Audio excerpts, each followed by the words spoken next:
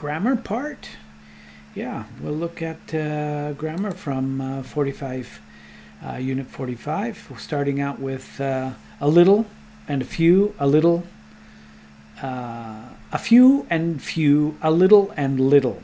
A few and a little give a positive idea. They indicate that something exists, is present, or is sufficient. Sufficient, yes. She's been here for only 2 weeks, but she's already made a few friends. The positive idea, she's made some friends, a sufficient number of friends. I'm very pleased I've been able to save a little money this month. It's a positive idea. I've saved some money instead of spending it all. I saved a sufficient amount of money. That's uncountable, okay? Little is used with countable, few for uncountable. Few and little without the a give a negative idea. They indicate that something is largely absent. Largely absent, not totally. Very plus few, very plus little makes the negative stronger, or the number or the amount smaller, whatever you're going to. I feel sorry for her. She has very few friends. She has few friends. You can just say that. She has few friends. It's a negative idea. She doesn't have many friends. She almost has no friends. D. I have very little money, or I have little money. I don't even have enough money to buy food for dinner. It's a negative idea. I don't have much money. I almost have no money. You can do exercise 1 here if you have the access to the site. That's the self-study site. Reflexive pronouns, very easy. Myself, yourself, herself, himself, itself, oneself. Oneself, yes, oneself. Plural, ourselves, yourselves, themselves. Compare A and B. Usually an object pronoun is used as the object of a verb or preposition as him in A. Jerry was in the theater. I saw him. I talked to him. A reflexive pronoun is used as the object of a verb or a preposition when the subject of the sentence and the object are the same person, as in B. I and myself are the same people, or the same person. We are the same person. I saw myself in the mirror. I looked at myself for a long time. We do not say, I saw me in the mirror. Reflexive pronouns are also used for emphasis. The speaker would say, I myself, strongly with emphasis. The emphatic reflexive pronoun can immediately follow a noun or a pronoun, as in D, or come in the end of a clause, as in E. Did someone deliver the report to Mr. Lee? Yes. Are you sure? Yes, I myself delivered the report to him. I delivered the report to him myself. You see, both of those are emphasis. The expression by plus a reflexive pronoun means alone. Anna lives by herself. It means alone. Sometimes, relatively infrequently, an object pronoun is used as the object of a preposition, even when the subject and object pronoun are the same person. Let's look at the example. I took my books with me. Bob brought his books with him. I looked around me. She kept her son close to her. Okay, why do we say that? Instead of I looked around myself, it's just choice. It's not really incorrect. Using you, one, and they as impersonal pronouns. Okay, in A and B, one means any person or people in general. One should always be polite. B, how does one get to Fifth Avenue from here? In C and D, you means any person or people in general. One is much more formal than you. Impersonal you rather than one is used more frequently in everyday English. You should always be polite. How do you get to the Fifth Avenue? Well, how do you get to Fifth Avenue from here? One should take care of one's health. One should take care of his health. That's Not very good. One should take care of his or her health. Not even good with that. Notice the pronouns may be used in the same sentence to refer back to one. A is typical in British usage. One should always be polite. E is typical, sorry. One should take care of one's health. F is principally American usage. G is a little bit awkward, his or her. One should take care of their health, probably would be better. Did Anne lose her job? Yes, they fired her. They mine graphite in Brazil, don't they? Yes, Brazil is one of the leading graphite producers in the world. They is used as an impersonal pronoun in spoken or very informal English to mean some people or somebody. This is becoming also more formal. They has no stated antecedent. The antecedent is implied. In other words, they, the people Anne worked for. Did Anne lose her job? Yes, they fired her. Forms of other are used as either adjectives or pronouns. A final S is used only for plural pronouns. Plural pronouns. Others. Singular adjective. Another book is. The other book is. Plural adjective. Other books are. The other books are. Singular pronoun. Another book is. No, sorry, that's just another. Another is.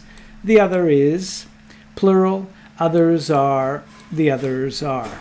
So you see all of the different forms of this. The meaning of other is one more addition to the one already stated, already mentioned.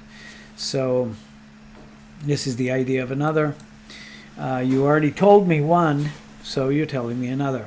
The meaning of other or others without the, several more in addition to the one already mentioned. Okay, so the book I mentioned, others, other would be in addition to that.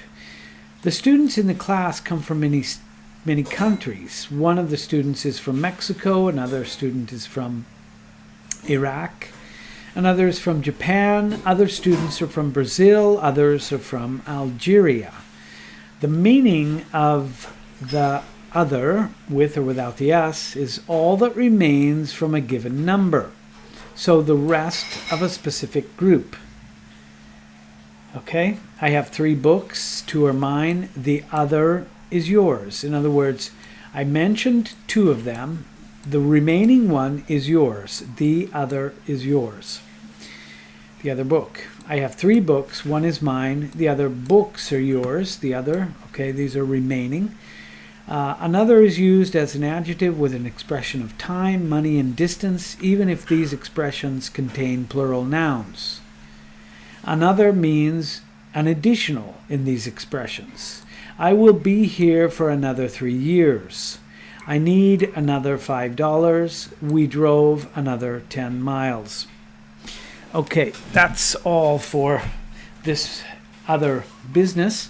Let's look at the introduction to modals. Modal auxiliaries in English: can, could, had, better, may, might, must, ought, to, shall, should, will, would. Yeah, modal auxiliaries generally express the speaker's attitude. For example, modals can express that a speaker feels something is necessary, is advisable, permissible, possible, or probable. In addition, they can convey the strength of these attitudes. Okay, that's also very important, the strength, how strong these things are.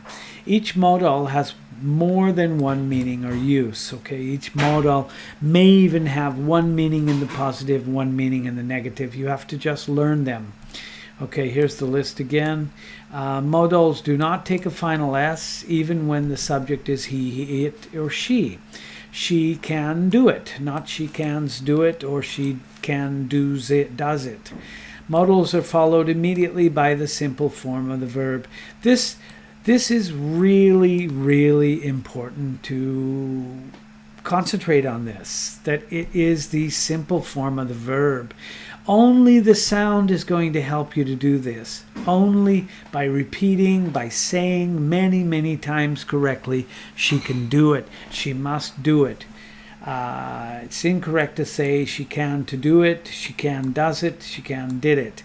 The only exception is ought, which is followed by an infinitive, but we say ought to because that really should be a modal phrase, ought to, just like going to and have to. He ought to go to the meeting. I, you, he, she, it, we, you, they, plus the modal, plus the infinitive, not to. Phrasal modals. Okay, here's where they are.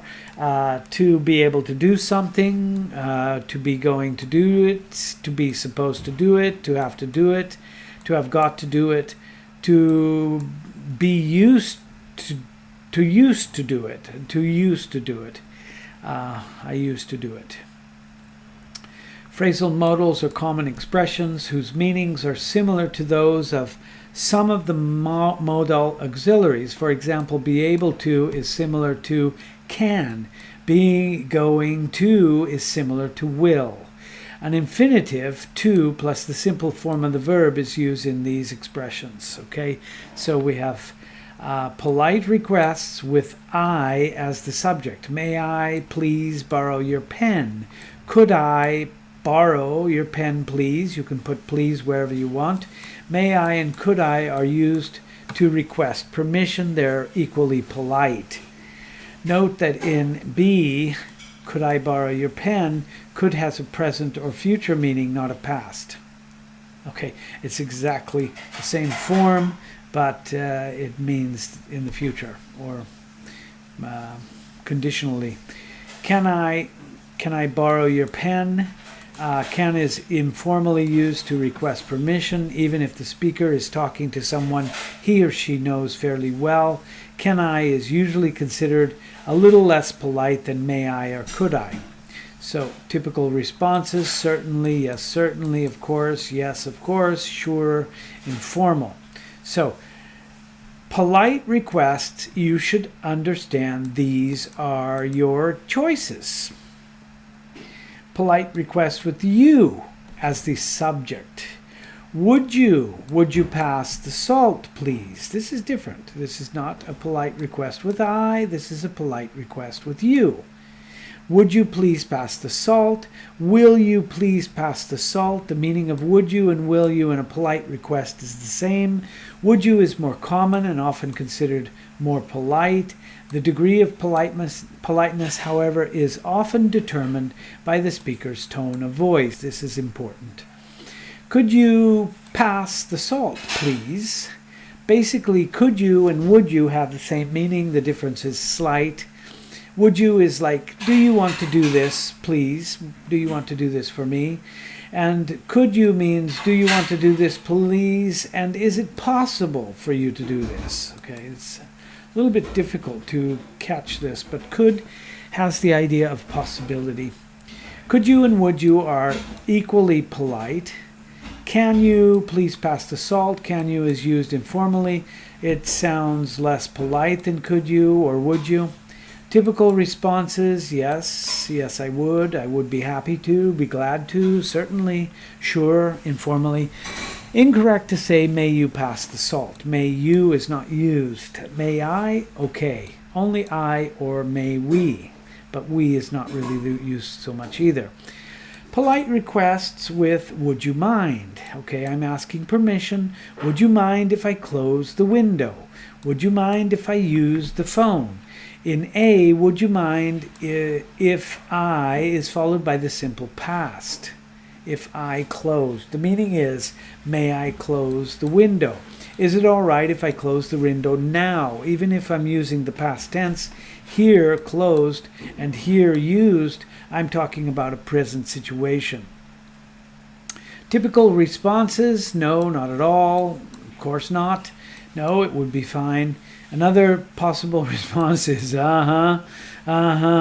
meaning no. I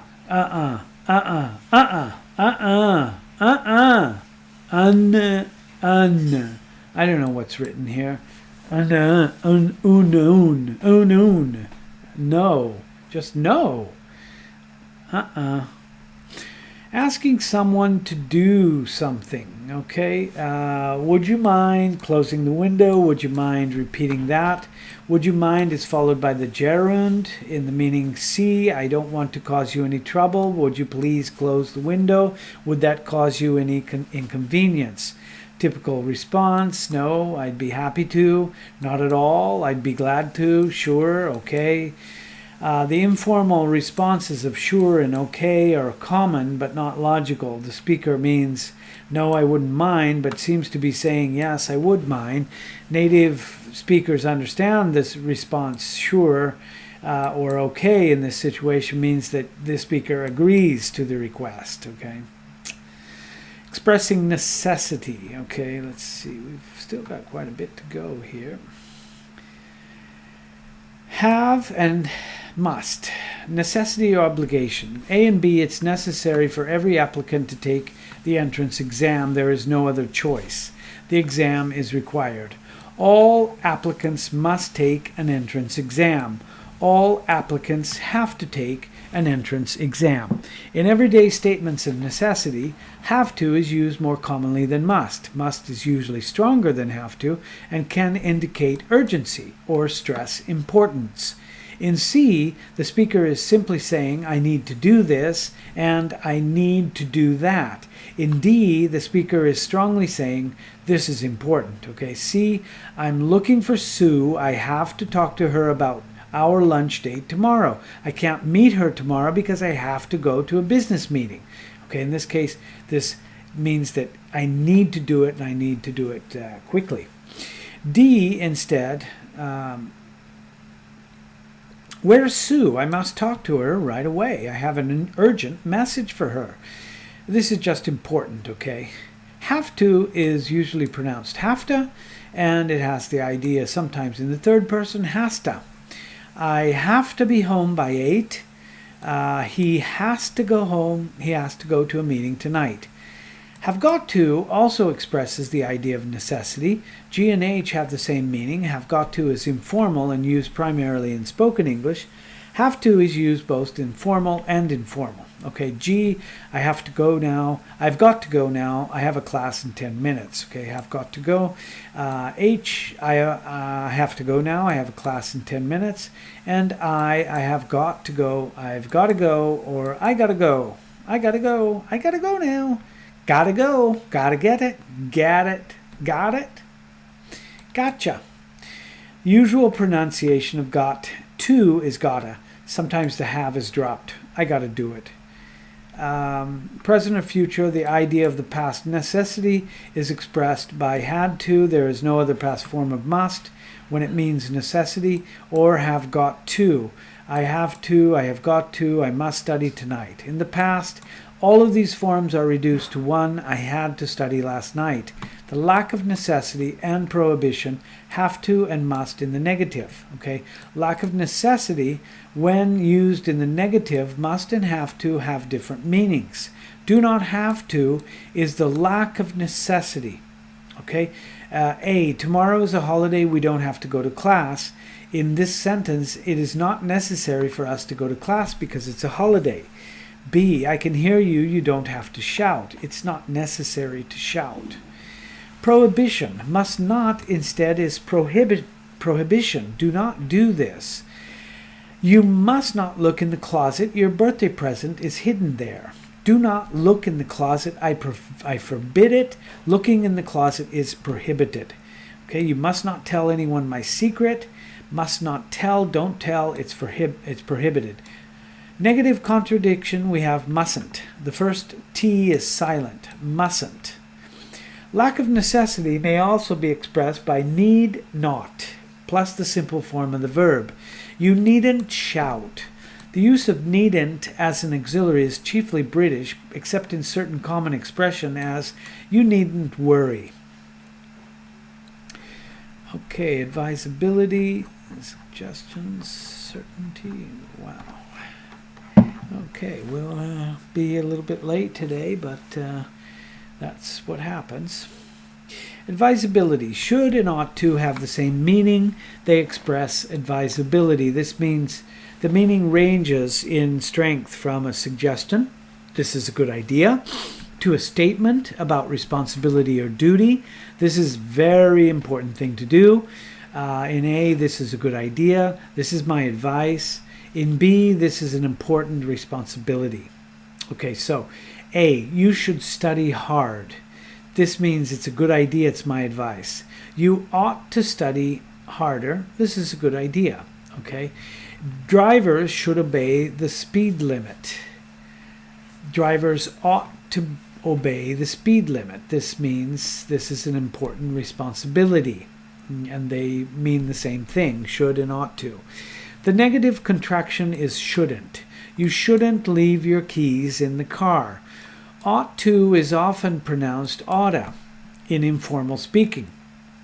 I ought to study tonight, but I think I'll watch TV instead. Oughta, you ought to go. In meaning, had better is close to should or ought to, but had better is usually stronger. Often, had better implies a warning or a threat of possible bad consequences. The gas tank is almost empty. We'd better stop at the next service station. Okay, had better here implies a threat or a warning of bad consequences. If we don't stop at the service station, there will be a bad result. We will run out of gas or petrol. You had better take care of that cut on your hand or it will get infected. Again, the same thing. You'd better take care of it. Just some notes here. Had better has the present or a future. You'd better do it now. You'd better do it tomorrow. It is followed by the simple form of the verb. It is more common in speaking than in writing. And the contradiction is better, you'd better. Sometimes in speaking, had is dropped. You'd better take care of it. You better take care of it. You better do it. You better not. Had better plus not. You'd better not be late. You better not. Ought to is not commonly used in the negative. If it's used in the negative, the to is sometimes dropped. You oughtn't leave your keys in the car. I'd just leave that. Don't use oughtn't. Expectations, be supposed to expresses the idea that someone, I, we, they, teacher, lots of people, my father, expects something to happen. Be supposed to often expresses expectation about scheduled events or correct procedures. The committee is supposed to vote by secret ballot. Is supposed to vote. That means that it's the correct procedure. In C and D, be supposed to. Okay, let's read the examples first. C, I'm supposed to go to the meeting. My boss told me that he wants me to attend. Okay, this gives the idea that someone else expects something or requires a certain behavior. Another example, D, the children are supposed to put away their toys before they go to bed. They're supposed to. It's like an expected idea of certain behavior. Be supposed to in the past, that's was or were supposed to, expresses an unfulfilled expectation. The speaker expected Jack to call, but he didn't. Jack was supposed to call me last night. I wonder why he didn't. That's like expectation. Okay, making suggestions with let's, why don't, and why, or shall I, or shall we. Let's means let us. Let's is followed by the simple form of the verb. Let us, let's not is the simple form. The meaning is I have a suggestion for us. Let's go to a movie. Let's not go to a movie. Let's stay home instead. Why don't is used primarily in spoken English to make a friendly suggestion. Why don't we go is like let's go. Why don't we go to a movie? Yes, it's like let's do this. I suggest that you come around 7, right? Should I give Mary a call? Do you agree with my suggestion? All right, D, why don't you come around 7? That's what I suggest. Why don't I give Mary a call? Do you agree? with my suggestion. When shall is used with I or we in a question, the speaker is usually making a suggestion and asking another person if he or she agrees with this suggestion. The use of shall is relatively formal and infrequent. Shall we is used as a question tag after let's, as in H. Okay, so let's go, shall we? More formally, okay is used as a question tag, as in I. Let's go, okay? Shall I open the window? Is that okay with you? Shall we leave at 2? Is that okay? Or you can just say, let's go, shall we? Or let's go, okay. Okay, degrees of certainty. We've got 3 more little exercises here. Degrees of certainty refers to how sure we are, what we think the chances are that something is true. If we are sure something is true in the present, we don't need to use a modal. For example, if I say John is sick, I'm sure I'm stating a fact that I am 100% sure that it is true. My degree of certainty is 100%. Why isn't John in class? What I'm saying is he's 100% sure he is sick. If I want to say 95%, he must be sick. If I want to give an expression of 50-50, he may be sick, he might be sick, or he could be sick. Those 3 sentences are the same in this way. Must expresses a strong degree of certainty about a present situation, but the degree of certainty is still less than 100%. So, if I say, why isn't John in class? He must be sick. I am saying that probably John is sick. I have evidence to make me believe that he is sick. That is my logical conclusion, but I do not know for certain. Okay, so he is sick. Usually he's in class. When I saw him last night, he wasn't feeling good. So my best guess is that he's sick today, but I can't think of another possibility. But obviously I don't really know. I haven't been to his house. I haven't seen him in bed, so I cannot say he is sick. I just have a very, very strong degree of certainty. May, might, or could express a weak degree of certainty. Why isn't John in class? He may be sick, he might be sick, he could be sick. I really don't know. He may be at home watching TV, he might be at the library, or he could be out of town. You see, in all of these sentences I'm saying perhaps, maybe, possibly John is sick. I'm only making a guess. I can't think of other possibilities, okay? Degrees of certainty in present time when the negative 100% sure, Sam is not hungry. Of course, I'm not Sam, so I really couldn't ever be 100% sure, but 99%, look what happens here, could becomes 99%. So he couldn't be hungry. Sam can't be hungry. Also can't, this is the same. He can't be hungry. That I should emphasize that. Sam can't be hungry. 95%. Sam must not be hungry. That's less than. That's a 95%. Sam must not be hungry. Less than 50%. Sam may not be hungry. He might not be hungry. So could drops out of this category, goes up to 99%. Okay. Must becomes 99%, and it becomes stronger can't. Okay, so if I look at these again, what I'm saying is, I don't see the ABCs, but the speaker is saying that Sam isn't hungry. Sam doesn't want anything to eat. He isn't hungry. He told me his stomach is full. I heard him say that he isn't hungry. I believe him. B, the speaker is saying that there's no possibility that Sam is hungry, but the speaker is not 100% sure. When used in the negative to show degree of certainty, couldn't and can't express the idea that the speaker believes something is impossible. Sam couldn't or Sam can't be hungry. That's impossible. I just saw him eat a large meal, a huge meal. He has already eaten enough to fill 2 grown men. Didn't he really say he'd like? Did he really say he'd like something to eat? I don't believe it. The speaker is expressing a logical conclusion with must not.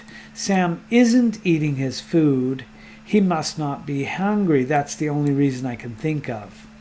Okay, I don't know why Sam isn't eating his food. He may not be hungry. He might not be hungry. In this case, may and may not just gives a possibility. Okay, maybe he doesn't feel well. Maybe he just ate before he came. Let's look at degrees of certainty in the future. 100% sure K will do well on the test. That's 100%. 90% K should do well on the test. K ought to do well on the test. I'm almost sure, 90%. 50-50, she may do well on the test. She could do well on the test. She might do well on the test. This is the same as above. The speaker is guessing. Should and ought to can be used to express expectations about future events. In A, Kay has been studying hard. She should do well on the test. I'm saying that Kay will probably do well. I expect her to do well. That is what I think will happen. So she should do well, or she ought to do well.